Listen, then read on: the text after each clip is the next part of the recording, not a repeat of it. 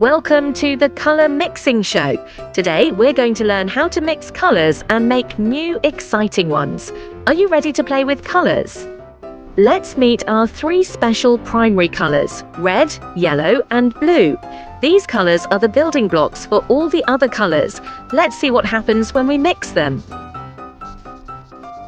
When we mix red and yellow, what do we get? That's right, it's orange. Look how fun it is. Now let's try mixing more colours. Now let's mix yellow and blue together. What do we get? That's right, it's green. Wow, that's a nice fresh colour. Let's keep going. When we mix red and blue, we get purple. Look at that rich colour. Purple is such a royal colour, don't you think? What happens when we mix all three primary colours together? Let's find out. Wow, we get brown.